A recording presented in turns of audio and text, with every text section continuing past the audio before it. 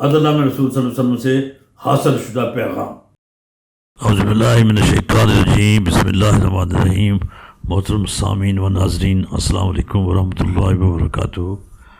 آج سلسلہ نمبر 33 کی 7ویں کڑی یا آسان و سادہ الفاظ میں 7واں پیغام نشر ہو رہا ہے، جو عدل نامہ رسول صلی اللہ علیہ وسلم میں نبی اکرم صلی اللہ علیہ وسلم کی ذات گرامی اور آپ کی تعلیمات کی روشنی میں جو باتیں بیان کی گئی تھی ان کی سب جہتوں کو سمجھ رکھ کر پیغامات کے سلسلہ شروع کیا گیا ہے۔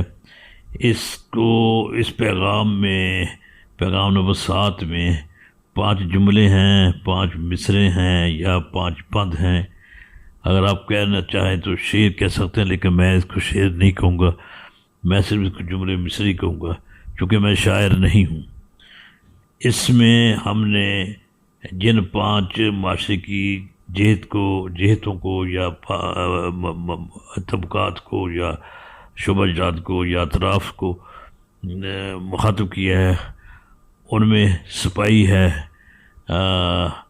مدبر ہے یعنی تدبیر کرنے والا یا پالیسی ساز ہے، مقرر بھی ہے تقریر کرنے والا ہے، واعظ ہے اور مبلغ ہے۔ یعنی یہ کہہ سکتے ہیں کہ ان کی جو 4 لوگ جو ہیں، مدبر، مقرر، واعظ، مبلغ، ان کا تعلق انسان کی معاشرے کی ذہن سازی سے متعلق ہے۔ آج کل جن کو ہم اپنی جدید زبان میں اینکر بھی کہتے ہیں، جو مختلف پروگرام کرتے ہیں، مختلف مباحث ارینج کرتے ہیں، ان کو اینکر آج کل معروف الفاظ میں اینکر کہا جاتا ہے، اینکر پرسن بھی ہوتے ہیں۔ اور یہ واٹس ایپ گروپ بنے ہوتے ہیں، اس میں مختلف قسم کے لوگ اپنے اپنے خیالات پیش کرتے ہیں، میڈیکل سے متعلق ہے، زراعت سے متعلق ہے، یا دوسرے آرٹ وغیرہ ہیں، یا ادبی سادی ہے، یا دینی مسائل ہیں، یا جادو ٹونے کے بارے بھی لوگ باتیں کرتے ہیں۔ یہ ذہن سازی کرتے ہیں۔ ان کے بارے میں بھی جو مجھے سمجھ آئی بات وہ میں نے بیان کر دیا ہے۔ ان میں ہم نے سپاہی کو مخاطب ہوئے ہیں مدبر سے یعنی پالیسی ساز سے، مقرر سے، تقریر کرنے والے سے، واعظ سے جو نصیحت کا وغیرہ کرتے ہیں، مبلغ سے بھی۔ تو یہ ذہن معاشرے کا اہم طبقہ ہے، بہت ہی اہم طبقہ ہے، جو نسل کو، جو نوجوانوں کو، بچوں کو ذہن سازی کرتا ہے۔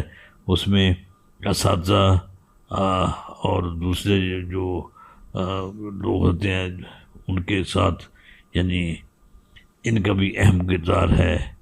ان کے بارے میں یہ پیغام نمبر 7 پیش خدمت ہے۔